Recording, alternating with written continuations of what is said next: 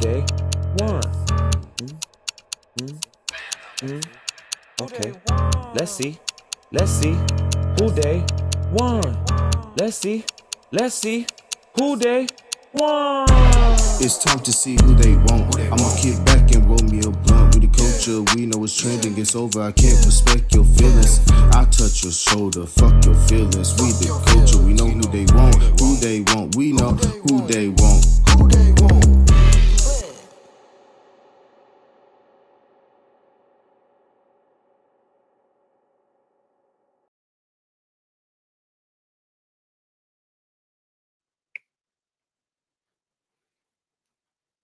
Hey, all right, people. You know what time it is. It's time for your favorite podcast show. Favorite podcast show? You know that show that does everything that they don't. Where you're free to be yourself. That podcast that's made for the culture, by the culture, by the one and only DJ Steady. Are you ready? Because I'm always ready to dive in and see what my company's got going on tonight's show. We got a great guest, gonna bring him on momentarily. Hope everybody's doing well. How was your weekend? We made it through. It's Monday.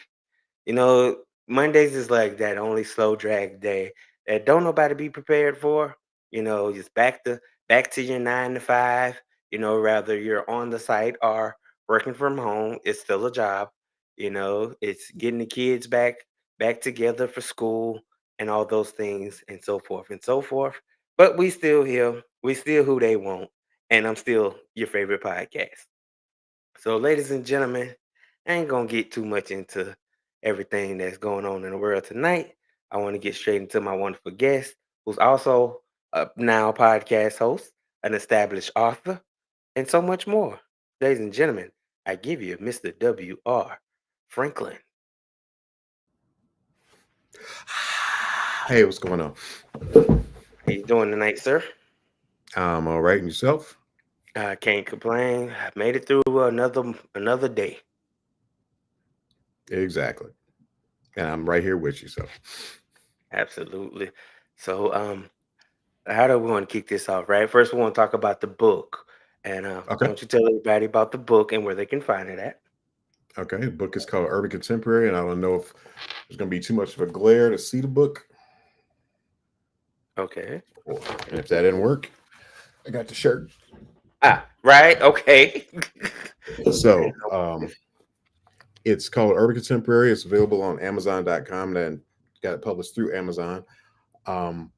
And it is the story of a DJ who works in Washington, D.C., and he's the most successful urban radio DJ in DC, and he seems to have it all. He's got the beautiful wife, the penthouse apartment, luxury car, and this sweet DJ job.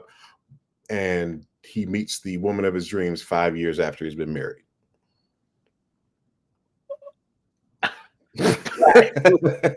That is a great plot twist. I didn't see that coming. Yeah.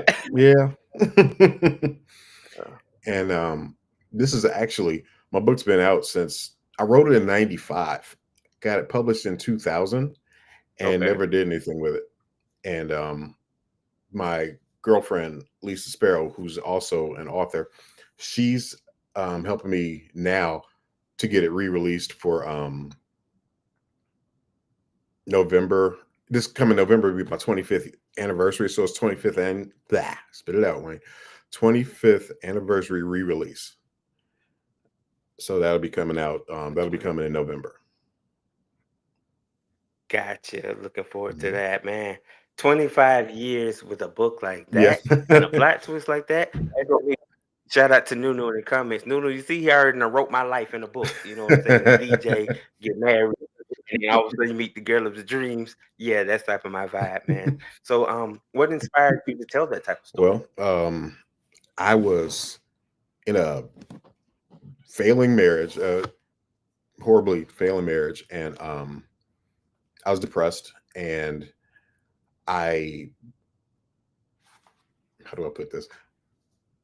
Before I got married, I moved to Virginia with my college roommate, and met the girl that the book is basically written about. And things happened. We didn't stay together. I moved back to Ohio and married my high school sweetheart. And through through that marriage, it started to fail. And I was depressed, still trying to stay in the marriage, but I was depressed. And there was a movie, it's kind of an older movie, it's called Sibling Rivalry. And it's Okay. got Kirstie Alley is in it. And I won't go into the plot of that movie, but the thing is, her and her husband, she has an affair, they break up, and she's real depressed. And she comes out of her depression by writing. And she winds up writing a bestseller. And where I was at that time, I said, I should probably do something like that. And started putting pen to paper. And I literally wrote it all by hand. And I had a stack of legal pads this tall. And I ended up getting that typed up. And the person I married after that, because I wound up getting a divorce, and the person I was seeing, we were in Barnes and Noble, and she points out a sign that says "Get published today." So we called the number up, and I got published through a company called iUniverse, and that was back in 2000. But the book itself sat a stack of typed pages like this big in a shoebox. I didn't know what to do with it. And my ex-wife, who told me to she pointed out the sign. This is before we got married. She said, well, what are you going to do with it? I said, I don't know what to do with it. It's just sitting in a shoebox. And she said, no, we have to do something, which led to us getting published.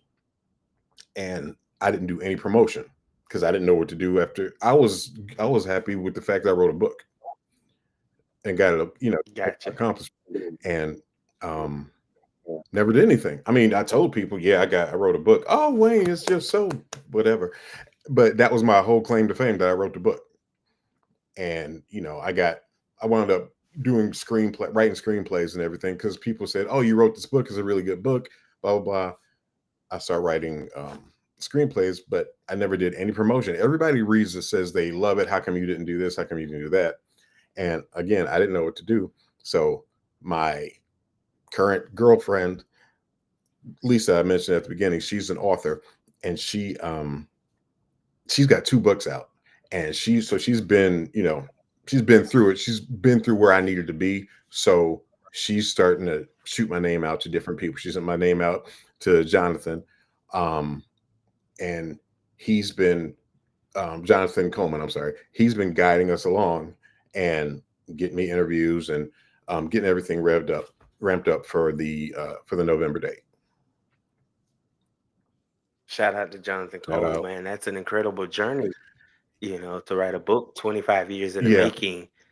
That's, and all heck, literally you get all the signs in the midst of that, with the, previous marriages playing a Mhm. part of it, as well as, now your now girlfriend who's author, the author, like salute to Yeah, her definitely. for, still being a instrument to say, hey, you're not going to sit on this. You're still going to take it where it needs to go. I love that type of energy. We need those type of accountability Yeah, partners. I owe a lot to her. Her name's Lisa Sparrow, and you can look her books up on Amazon. Also, Lisa Y Sparrow. Got to make sure you put the Y in there, or it'll bring somebody else up. But yeah, she's been instrumental in me even thinking forward. I always like to write, and I always wanted to do things, but I had just given up. I said, well, Urban Contemporary is done. And she's like, Urban Contemporary isn't done. And she tells me that women want to hear this story, because usually if something goes wrong in a marriage or whatever, women, we hear it from the woman's point of view and don't see any pain from any part, from anybody but the woman. And there was pain in this. And she said she loved it. And she said, people are going to love it. She said, women are going to love it because you don't get to see that side. Absolutely. No, it's never shared from, Mhm. the men's side, because, all we do is show the egos and the macho-ness, never the Right. vulnerability, especially when it comes to relationships and marriages. Like Right. we always take all the blame. You know what I'm saying? You'd be like, you know what? Mhm. It was an ugly marriage, but rather than publicize it on that accord, we rather just mutually say it ended the way it ended.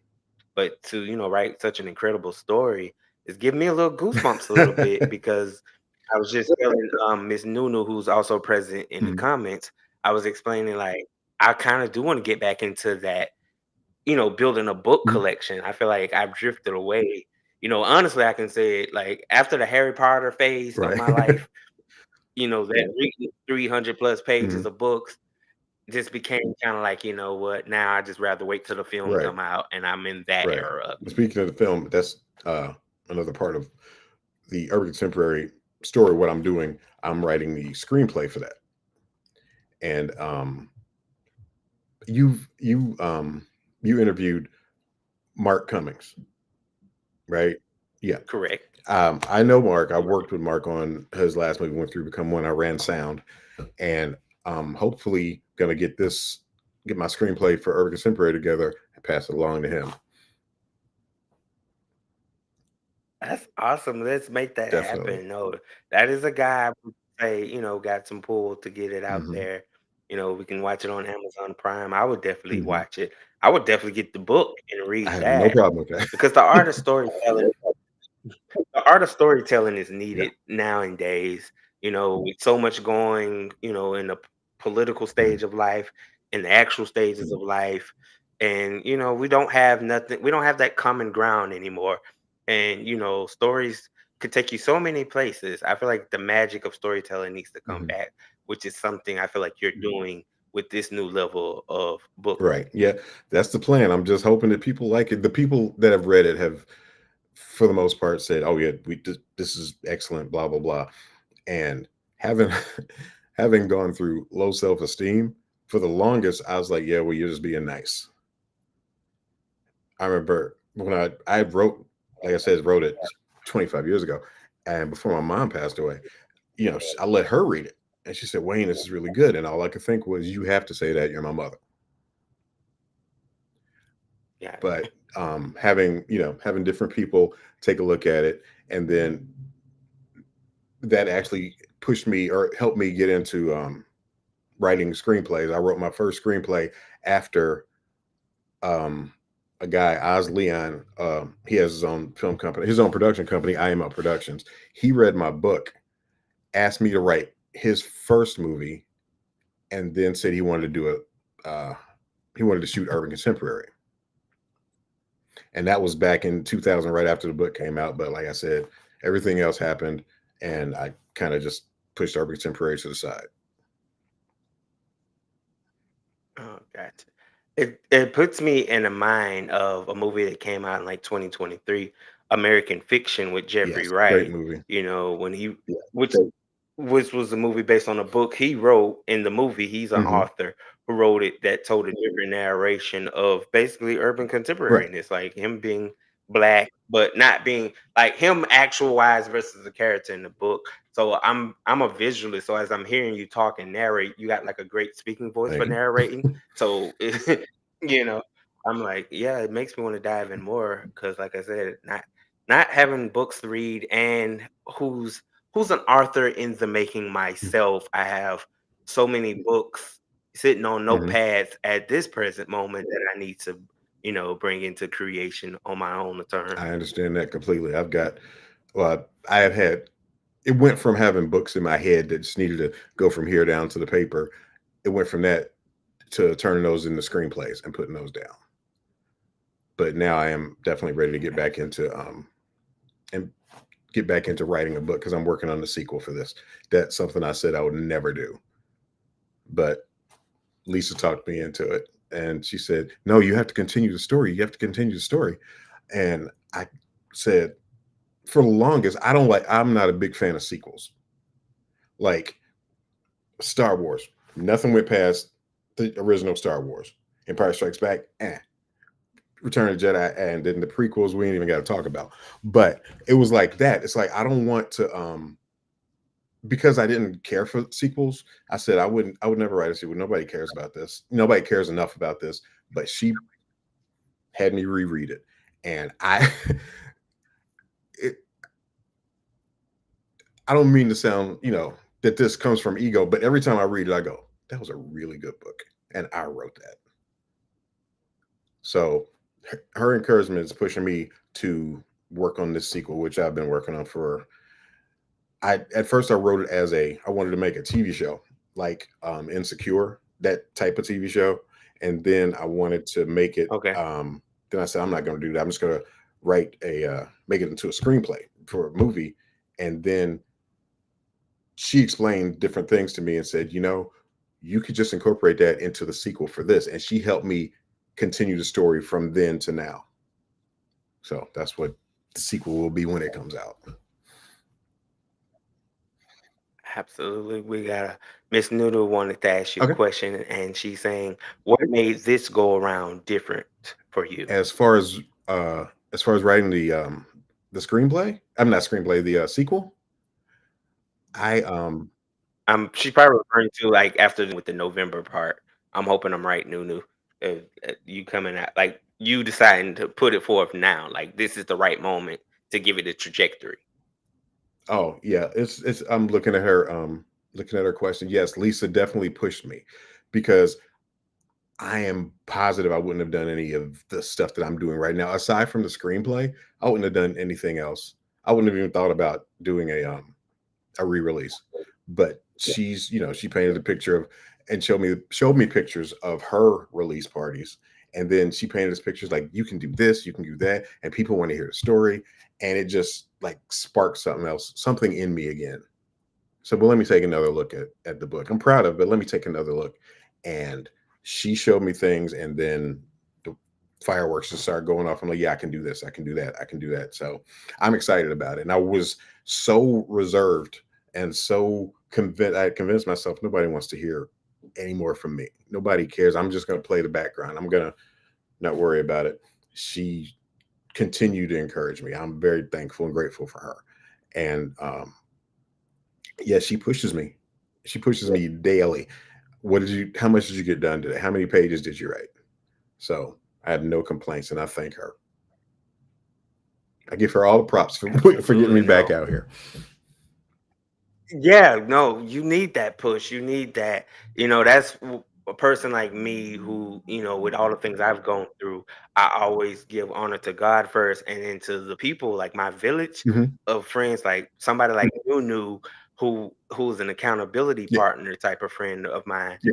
who would, hey, okay, said, you done talked about this last month or last week. Like, what are we doing? What are the increments that we're taking to get you to progress, to keep these goals Mhm. aligned. So we need somebody like Nunu and Lisa to keep us on these books get published.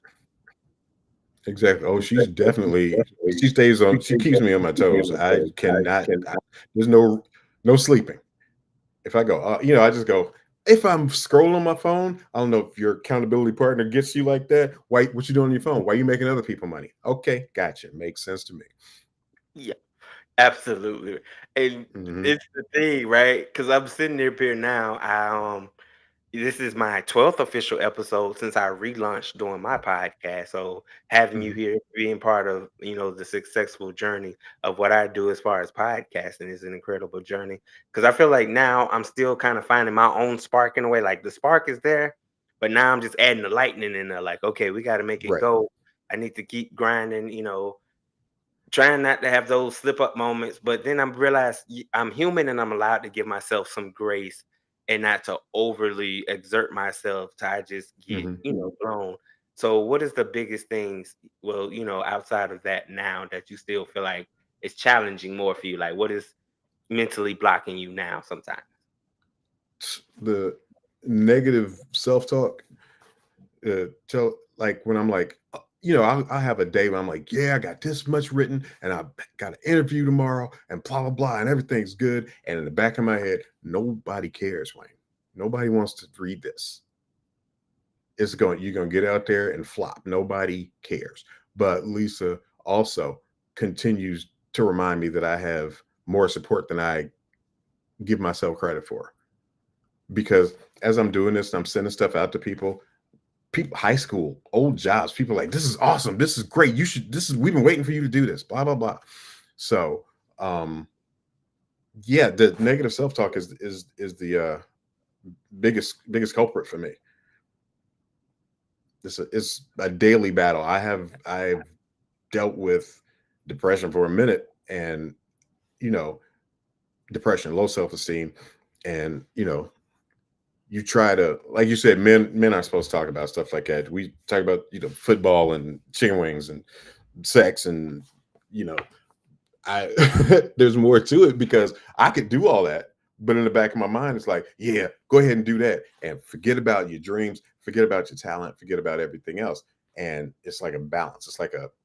It's a balance. I have to, most of the time the negative self-talk is here, and I'm sorry, is here and I'm here, but I'm trying to get that flipped, and daily it's a struggle, but it's working, and Lisa's there to help me, so I'm good. Absolutely. No. You was like me right now. I feel like I'm having a conversation in the front of a mirror, and I'm talking to the older version of me, Mhm. literally, because I'm like, man, that's so me in a nutshell. What I have all these ideas, I have all these group chats that I'm a part of success and winning, and things that are positive and what you need to get going, and that little dark voice of self-doubt Mhm. that you speak of. It's like, man, I don't deserve these opportunities. I want to be there, but then I don't want to be Mhm. there. You know what I'm saying? Like, I'm on this rise of my birthday's next week, and I'm like, talking to some friends earlier, and they was like, well, I thought you told me you wanted to do this, and then you said you wanted to do that. Now you Mhm. don't want to do this.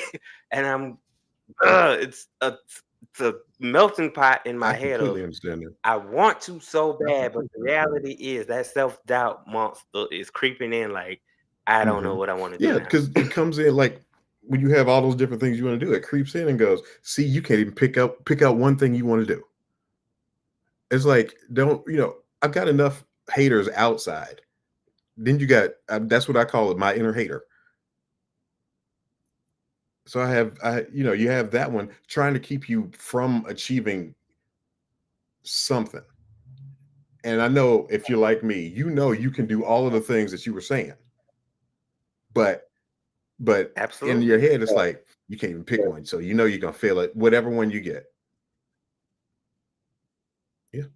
Yeah, man, it's a journey, like, because we don't talk about Hmm. depression in our culture. We don't talk about sadness. We don't talk about mixed emotions. We just take everything to the chin and we roll it out.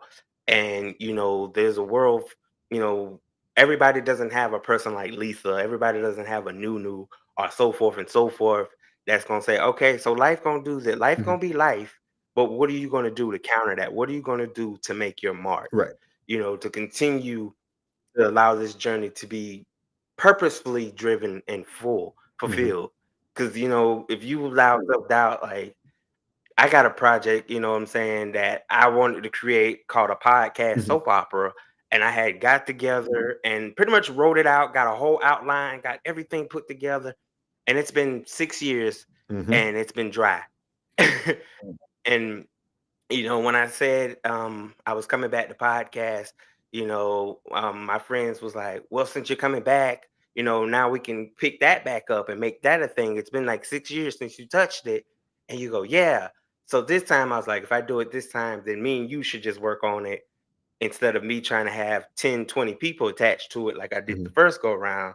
And I kind of lost momentum because everybody went from portraying characters to becoming the writers. And I'm guilty of being a Oh, yes man instead of a person that's gotta establish boundaries and, no, you need to stay in this place in this position. It's kind of like, well, I like what they said. right. Can we add that? Can we do that? Yeah. And and then in the back of your mind, you're It's, like, no, it's like you you said. shouldn't have It's said like that. talking. It's like interviewing yourself, because I was the exact same way. I was like, as long as everybody else is good, as long as I can make everybody else happy, I'll get back to my stuff. I put it on the back burner, and now the whole top of the stove is full of your stuff that you can't get to. I, yeah. Buried, just buried. And it's beautiful ideas and it's work and it's stuff that, you know what I'm saying? And then you complain about finances. You complain about, you're getting older, you're not getting younger. And my mental warfare is like always feeling like I gotta achieve something to be not so much as bigger than me, but that right thing for me that makes my story worth it in the end. Mhm. Like, outside of person with disability, outside of person who's now an amputee. I'm like, what is like what they say, strip me naked and then allow me to tell my story. Right. I completely 100% I agree with that, and I understand that because been in that boat. Trying to get out of that boat. Right? It's hard, man. It's a hmm constant struggle. And now you're putting the screenplay together and working on a sequel. That's a lot to hmm balance. And I hope the fuse stay lit for you to get all this accomplished. Because I know how it be when you fighting them that mental boxing ring. hmm Lisa's keeping the matches on me, so she's gonna keep it lit. And the days I don't want it lit, she's like, get back in the fire. We're gonna keep this going. I can't complain. I'm very grateful that, like you said, that was we need that as creatives. We need that because a lot of people think, well, like when I wrote the book, people were like, I don't see how that's awesome. I don't see how you wrote the book, and it's like I just wrote it. It's what we do, but then it's like, okay, go do this, go do that, and there's no you feel like after you get so far, and then you're like, now what? I gotta outdo that, which you don't. You just gotta do the next thing. But it's like I gotta outdo that, and then everybody will love me again. And it's like doing that, looking at the wrong thing. It's not about the it's not about doing something so they love you. You gotta do what's in you. My son is 19 years old. Good Lord. My son is 19 years old, and he's on the autism spectrum, but he's an artist. So Okay. he draws anime, stuff like that. And every so often he'll come to me and go, Daddy, if I he'll show me a storyline and I'll read the storyline because he's making his own comics. And he's like, do you think people will like this? I put the book down. I said, we don't care if people like that. He said, what do you no, you got to appeal to your audience. And I said, no, you don't. And I told him something I read in Rick Rubin's book.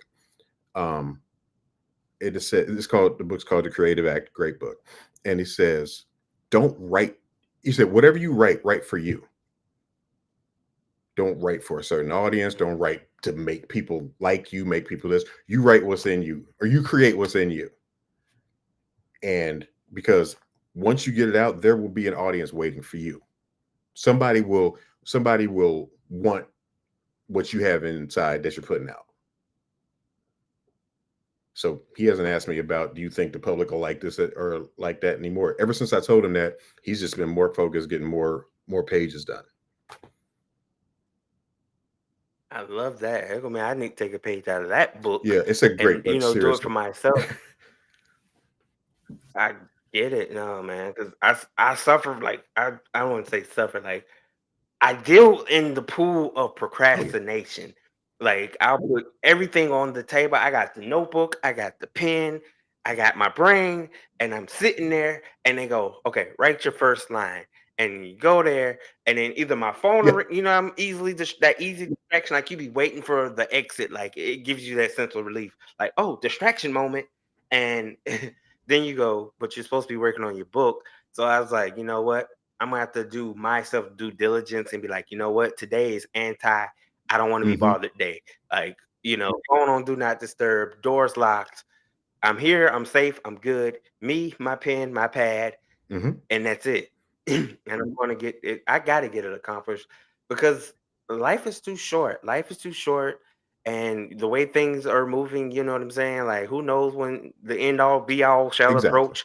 And I just don't I don't want to be still sitting with the deer in the Right. headlights look like, you let so many years roll and roll and roll. And every time that light bulb dinged, you sat there and unscrewed it yourself, like, okay, I'm Right. tired of you dinging. This is annoying. Let me turn this off and get back to the internet or sleep or whatever. Right. And that's me. Like, I'd rather watch like I don't even watch TV that much. It'd be spells. Like I'm one movie a day or a couple of podcast shows, and then I work on my own stuff. And I'm like, you do realize you have so much time to invest in accomplishing your dreams. But instead, self-doubt is sitting there like, how you doing today, bro? Exactly. Like, hey, let's go watch a movie. Right. And then 3-4 hours later, So you're like, I'm man, I didn't write thankful. nothing. Nothing. Notebook still sitting there with blank, just ink drying out. And then you go, ooh, right? Because I'm good at going, ooh, and calling my friends or texting somebody and be like, what do you think about this? And they go, yeah, do it. And I go, okay, yeah, I'm gonna do it.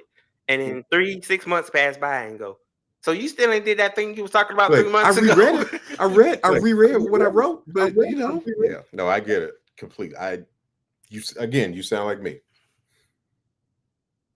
right. So, I'm gonna work. I'm gonna make that self a personal Mhm. challenge. Like you say, for myself, my inner self, not for the world, not to please the friends, not to please the Right. audience. Same thing as the dream of why I came back to Mhm. podcast, knowing, I was already dealing with a traumatic experience with having a leg Mhm. amputated. I was dealing with so much of my own mental warfare. And I go, but podcast brought me through. Like it brought me through those darkness.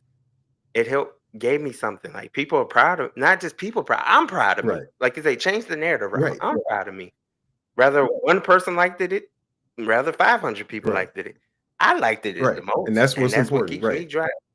That's the most important part, is that you like it. Because it's like screenwriting. I have written screenplays for people and suffer through it. Because they'll say, okay, this is what I want you to, I want it to be like this, and I want this long, and I want it to be about this and this and this. And I'm sitting there going, I care less about anything you just said, but I'll do it because you're giving me a check. And as somebody who likes to write, like loves to write screenplays and books, whatever, I'd be sitting up at night going, I don't care about what I'm writing, but they already paid me. I already signed the contract, so I'm going to write this, and literally suffering. And then at the end, it's just like this big relief on one hand because I got finished and I got to check. But then on the other hand, it's like you do realize all the time you just spent doing that, you could have been working on your stuff.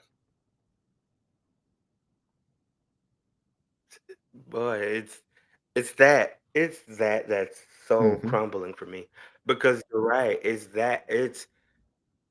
You'll give that 1,000% of Mhm. your time, your motivation, your energy, bam. Like you say, even if money's involved, even if it's not involved, if somebody asks you to do it, you take pride because you know Right. your craft, you know what you present to the world.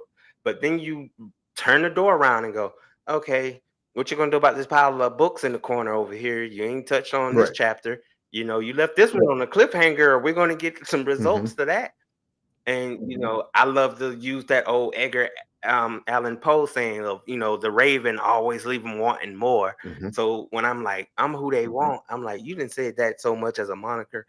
You kind of blindside yourself when you say it at times because you just put it out there and then you forget to deliver you. Right. You put it out there, you go, see, I got time now. I know what they want. They still gonna be there. Not necessarily. So The curtains have exactly. closed. You've been there. You've been there too long. Everybody's old and Exactly. gray and Do you see gone. this? I didn't look like this when I wrote Urban Contemporary. It was like jet black, and there was hair up here. Nah, that's life. Life was life, and got me gray and bald. But See what mhm, I'm saying? Look at Barack Obama. exactly. His hair was jet black. He was all cool. Then somebody's grandpa came out 8 years later. Yeah, stress. Life, boy. But then people still, right? Even in that moment, you still take the wisdom, you take the jewels, you take the Hmm. essences. You learn to be a better Hmm. you within Right. that. So it's kind of like we evolve. And then, like they say, wise men change, only fools remain the same. So in these moments of evolution, is going, oh, it's there. I know it's Hmm. coming.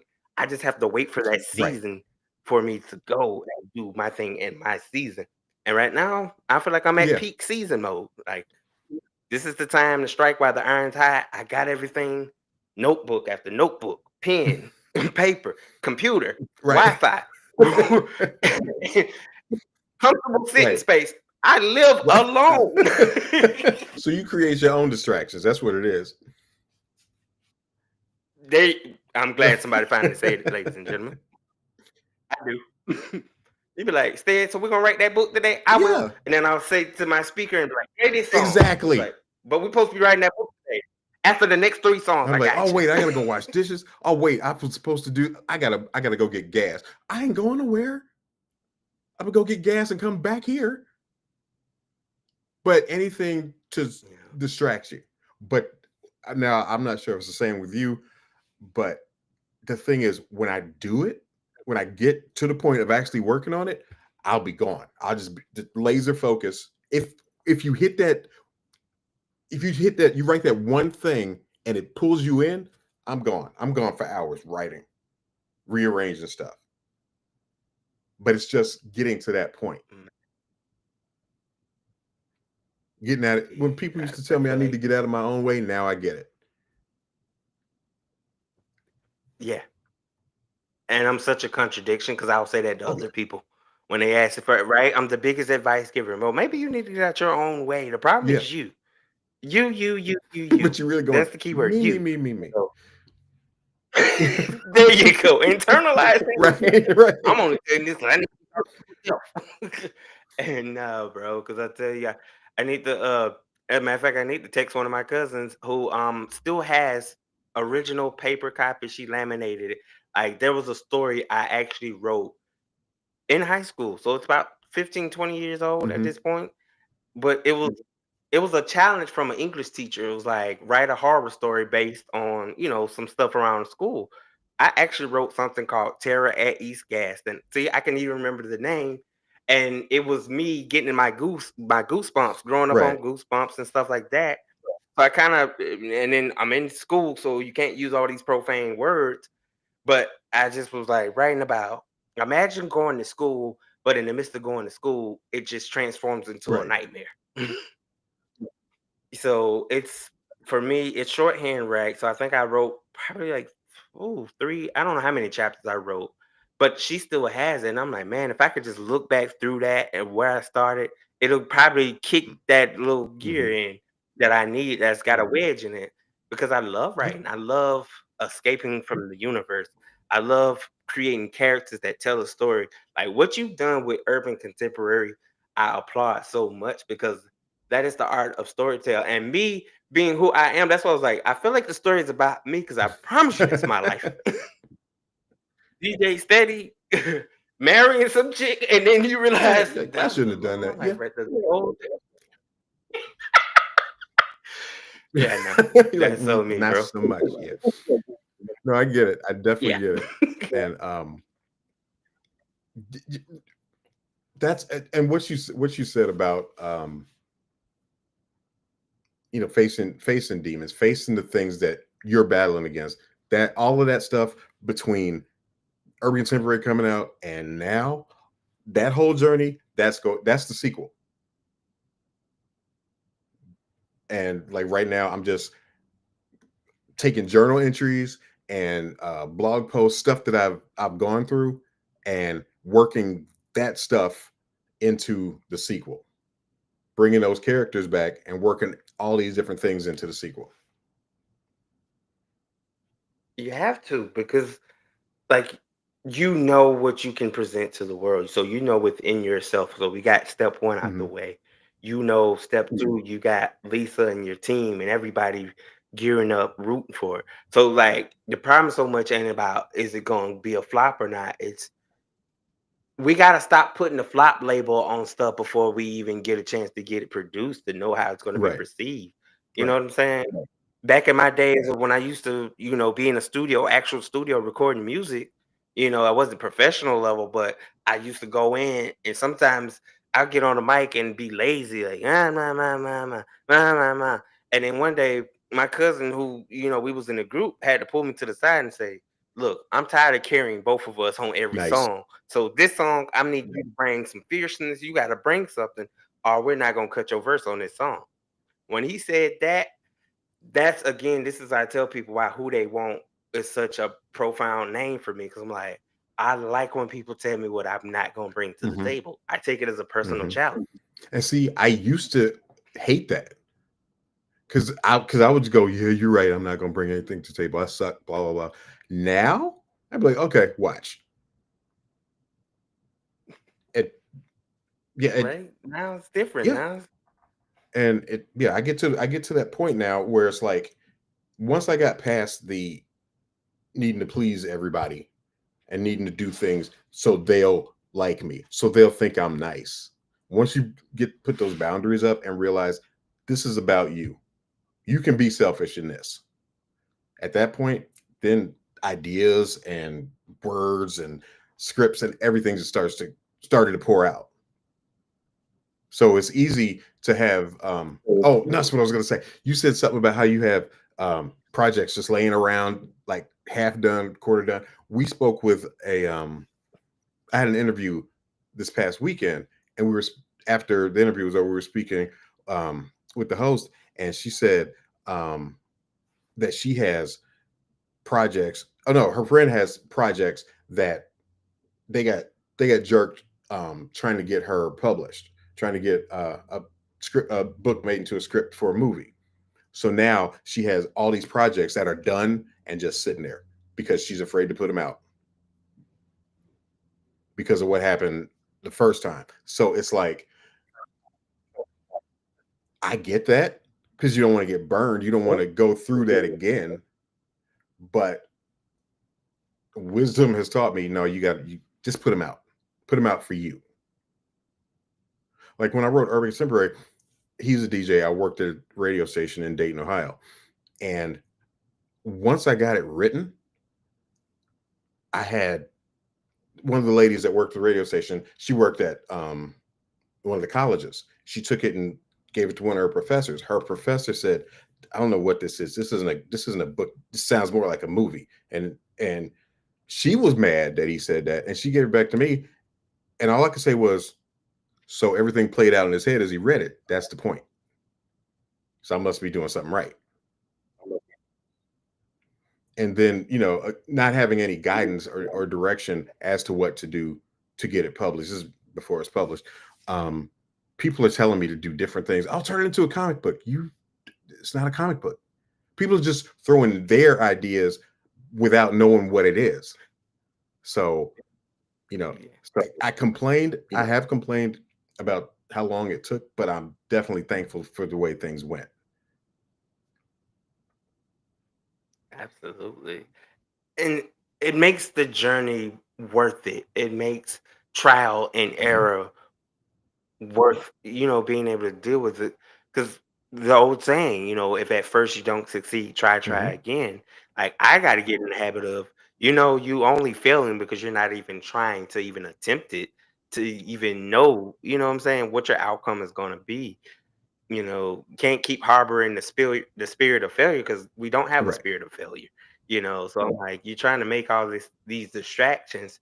So I guess it boils down for me looking at this image Mhm. conversation of what are you afraid of? I think the question is like, what are you ultimately Right. afraid of?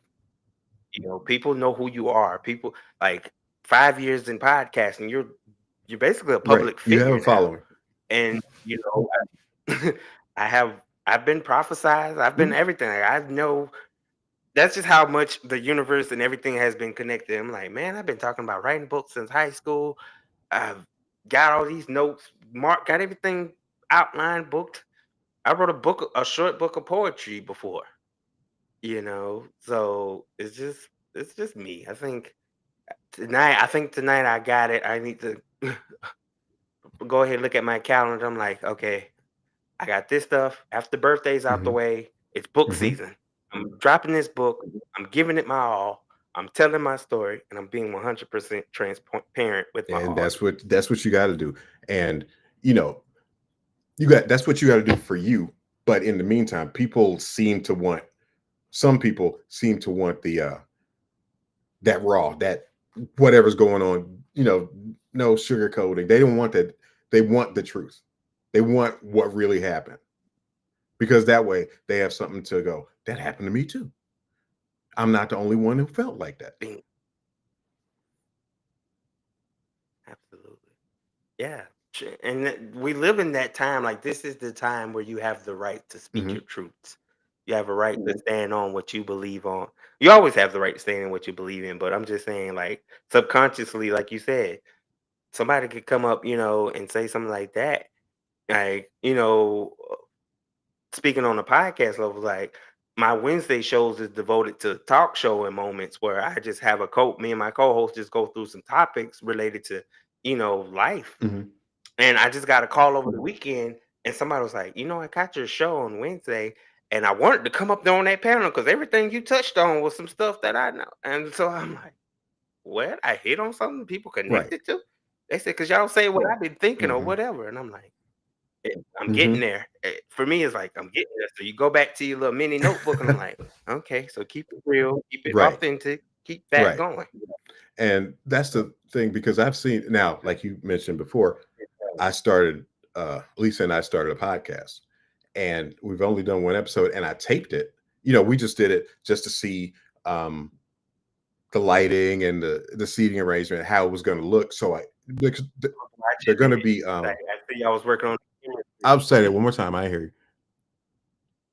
No, I'm saying I was watching it earlier. I see I was working on the Yeah, chemistry and kind of getting it down right. pat. And that was why we taped it because I was like, and that as soon as we were done, we went and watched it again and said, okay, don't do that. Okay, change that. Trying to build that up. And um that's everybody just about everybody that has watched it has said, you guys have great chemistry. You guys are funny. I like the story. I like the thing about how you met, all that stuff. So I'm every interview I'm on, I'm watching. I'm like, okay, this is what we didn't do. This is what we should do. So I do watch those things, but it's just to see, not to steal, but to go, that works that way. And I've seen a lot of podcasts where people aren't, I don't feel like people are being authentic. People are saying things just to get a reaction. And and Yes. I that's just I'd rather do what you saw on the pilot episode of ours than just say something that I know is going to upset people just to get that banter and get that going back and forth. I can do we're doing banter now. I can talk to you. I need to stop talking sometimes because I can just babble on and on and on about whatever we're talking about. But I don't like the formulaic good cop, bad cop, or I'll do this and then I'll say something horrible about women. And then the female co-host will say, well, I can't believe you said that. And then you're back to the Jerry Springer show. And I don't need that. I don't need that. No, no, you said a lot of how I am in that realm too, because I like to say I take certain little things, like I say, I got a little DNA format for Mhm, mine. But like you said, when you get to that moment, because I have an episode back when I first started where something like that actually happened mhm. on my show that's recorded. And I don't, you know what I'm saying? It was one of the moments looking back now that made me change my format of that can't happen Right, no more. right. None of that Jerry Springer back and Mhm. forth. You know what I'm saying? Because people, we already live in a world that love negativity. We live where people thrive off that. So why do I got to keep gassing that up? Why can't I just gas up positivity? Allow people to share their story. Whatever your truth is, your truth. I'm not here to Right, judge you. I'm not here to call it out. But what we're not going to do is go back and right. forth about it. Or start fighting and cuss each other out. And it's like, and people, I think people do that for clicks. Like, oh, did you see the fight on Yep. so and so show? Oh, here you go. And they, if it's monetized or whatever, that's their thing. Oh, this is what we got to do. We got to fight every week because people are going to tune in and we'll get more money. And I'd rather just be raw and organic. Absolutely. And the thing about being raw and organic for me is I love it more because I control my board. I control my Yeah, think tank. I control the yeah. narrative. I don't have to come up because I do dabble in entertainment Mhm, news, but I look through articles. Like I'm even selective about certain articles that I do want to bring because you got a billion podcasts is already jumping on it right now because it's trending and mhm. it's hot. But I was like, if I touch on certain things I'll touch on, I'm like, all right, let's take a Right. different approach. Yeah. You know, I'm not saying who's right, who wrong. I always try to, be level headed and I go, what we're not gonna do here is talk politics. We're not gonna debate Mhm. religions. Your beliefs is your beliefs. Who you trust is Right. who you trust. I have no problem with that. But also you have to go, okay, so moving forward, this is what I plan. You know Mhm. what I'm saying? Like, what are we doing locally? What are we doing Mhm. individually? Like, ain't gonna sit up here and every time voting time coming, I'm up here with a Right. sticker saying I Right. vote. I'm not do what you feel works Right. for you. And okay, I won't. I'll be honest. I'm the exact same way. But when things like that happen, when things like that happen, I do catch myself going, well, if I'm being myself, oh, I'm sorry, that's that negative voice. I just realized that's that negative voice because I was going to say if I stay true to myself, people aren't going to like it. Then they're not going to like me. So I need to say something for them. I no. I'm so I know. glad me and you got to get No Chill on the podcast. It's giving me so much inspiration. Like I'm not even upset. I'm like, man, there you go. Now I'm Right. that one. Dang, he actually saying everything in the back of my head. I Right. done said, because even when you messaged me prior before coming on about the link, and I'm like, well, did it come to your email? Maybe you got to do this and do that. I was like, well, here that self doubt. Well, maybe we got to reschedule because he couldn't connect, but you was determined. And so it was Right. fate. Like fate I was determined think to I was play thinking that the same card. thing. I'm like, I'm gonna have to cancel. They're gonna have to reschedule. What are you gonna do now? He got to put a show. I gotta figure this out. And then I started looking on the link, and I'm like, wait, it says I gotta make my own account. So I started. That's why I was typing so fast, and then we popped on. But because I thought the exact same thing. I was like, I'm gonna screw this up. Um, Jonathan ain't gonna book me no more because I screwed this up. He ain't Steady not gonna want me on this show if I have to reschedule. Blah blah blah. But yeah, I was determined. I'm like, this is going to happen. And I'm glad it did. There was a reason I was driven so we could talk. Mhm. Absolutely, because life be life, Definitely. and I can't be. That's why I was like, whatever the computer system and the Wi-Fi gonna do is gonna be the computer system. Right. But I'm game. I'm game. I'm looking forward to. And again, I gotta give Jonathan so much respect and love for connecting me with these incredible people. You know what I'm saying? And it's not even about meeting people and this will pull Right. content. No, I like having real conversations with Right. real people. That's As my do I. niche. Yeah. That's what I do. You know what I'm saying? Rather it goes higher, rather it stays where it's at. My point is, I had a great time and I got something out of it that's going to help me in my day to Right. day I living. definitely got something out of this conversation. And I do big up to Jonathan. I'm happy that Lisa said, "Oh, I worked with him before. This is who you need to work with." And she's absolutely right. He's doing a lot for everything that Lisa and I are doing. I'm like definitely grateful to Jonathan. And like I'm still in my mind now. In my mind, I'm like, I want to read this book. Like I want to sit back with a cup of coffee and read this book from beginning to the end, and then wait for November and see what's about to happen in November. Hey, I have no problem with that. Yeah, tell your friends, tell everybody to do that. Yeah, For real, we have to because I saw something floating around the internet about Blackout Friday and Al Sharpton requesting that we don't do all this stuff. I'm like, I'm so sick of us banding together in this right, unofficial right. For moments. like what 3 4 days, and then like everybody. Well, I'm going to Target, so it's like after a while, it's We are so magnified. like I can't believe they did this. But on Tuesday, I'm gonna go because they gonna have chips on sale, so I got to go back. It's like this. That's what I was like. We brands, we what a Gucci, Louis, all these people got their issues with the race factors and all this stuff, and y'all still gonna spend billions of dollars on that. Right, exactly. Wait, I can't believe that. Look at my jacket though, but I can't believe what they did. Right? They couldn't stand me though, but I wanted the product Right, that they I had, so had I to had have to it, go in there and and I'm get it. wearing it in protest of what they did to me. Okay, whatever helps you sleep. He wanted me to come to his line, but I went to self Right. checkout. You're still Exactly. supporting what you're supposed to be Exactly. against. So I guess you just walk around the store frowning. That's your protest. Like, I don't believe I'm buying these. How much is that? Yeah, look Right. tough. So while you on your little live video, you gotta look tough and kind of put the phone down. Like, hold on, y'all, I'll be right back. And then you put it on pause. You got a phone Right. call. Right. Getting in your car, driving off. you wouldn't believe what just happened Right. in the store. We don't know what to I believe know, now. yeah. You blocked us out for like 20 Exactly. I don't even minutes. think you were at the store. Don't lie to me. Right. I love it, man. For real, because because we suck at it. Like, let's be for real. Let's be like banding together on that.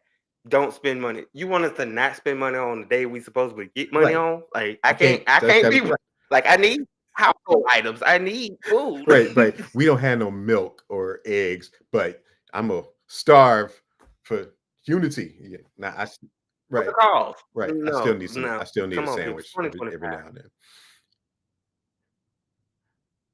Do what you like. You know what I'm saying? Again, I'm not trying to persuade people not to do it. I'm just saying be authentic about whatever you're fighting Exactly. for. You just fighting it because somebody Al Sharpton Right. put it out there. Whatever social media list, whoever put it Mhm. out there. Do you even know what it is? Like, I know. anyway, we're not supposed to I be know, right? politicking on this. Got Went off on a frustrated in a minute, tangent. got lost in the heat of the moment. That's right. But But are yes. you loving the podcast so far since you did the pilot? Yeah. I love the feedback that we got, but when we did it, I was just having fun. It's just that's what we do. We'll just sit and talk. And then it was like we were just talking and telling stories, or riffing off of each other and then telling stories that like how we met and what it was like to work on the movie, stuff like that. And I figured that's what we'll do with any guests that we get. I hope. Like I don't want to go on like I don't want to have somebody on because of their political views. I just want to you made a movie, tell me about the movie. Like you when you said tell me about the book. I want that. I want raw and organic. That's it. Like anything that's Googleable, why I gotta go bring up what I already done Google? Right. Oh, well, it say here you got arrested in 96. So you want to tell everybody why you got arrested in 96? What did you do? Don't lie to me. Yeah, that's Yeah. unnecessary. Yeah. And people are gonna love it more for that. Mhm. People are gonna love that you get to share your story, share tidbits about moments of your Mhm. life, and then get to know what's going on in their Right. life. And if they don't want to talk about it, then you say, okay, well, that's it. Thanks for being Right. on the show. And it's like you said, you picked something up. You were interviewing me, and then you picked something up that like a nugget for you. That's what I want.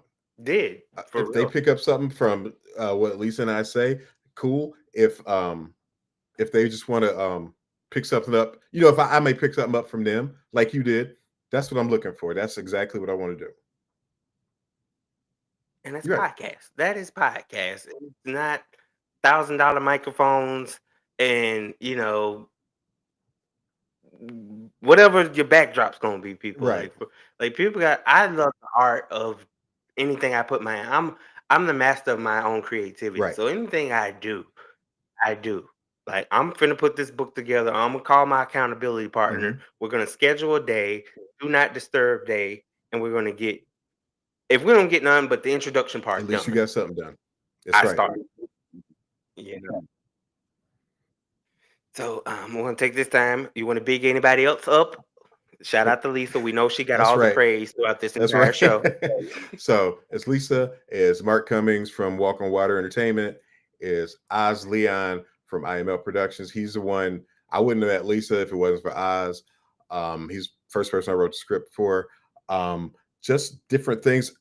I will post links to my website, my books, and to Lisa's books. Love it. Definitely want to get those out. Definitely want to. Yeah, those all. Yeah, I do. I have a village, like you said. I have a village now, and I'm happy about it. So I'm good with that. Man, ladies and gentlemen, this has been live with DJ Steady and company. If DJ Steady was talking to himself about a good 20 plus years in the future, I promise you, I just had a mirroring conversation with my good friend WR here. Because I promise you, I took so much that's going to help me develop and be a better me. Like I don't have to feel sitting on top of the stairs, crumbled up. Like how the feeling of being dumped. You sit at the curve. Like what happened? Lisa didn't want to play with me no more. I had to use Lisa's name. I'm sorry, Lisa. I'm sure she won't mind. She'll love that. Because I got to get out of my own way. I like my fight ain't even with the world. It ain't even with people. It's That's with right. my own self. That's That's my right. problem, That's the biggest fight you'll have too, between your ears. bro. But I thank you for coming, taking time out your busy schedule No problem. Thanks for having me on to here. talk about it. Again, people, y'all gotta go check out his book, available on Amazon. Go get Urban Contemporary, read it, like it, get ready for the screenplay that's coming Mhm. soon. Shout out to Mark Cummins, shout out to Jonathan Coleman, shout out to W.R. Franklin, shout out to everybody that's tuned in. Loud Mob, Chief, for everybody. You already know this has been DJ Steady and Company. We thank y'all and see you guys on the next show.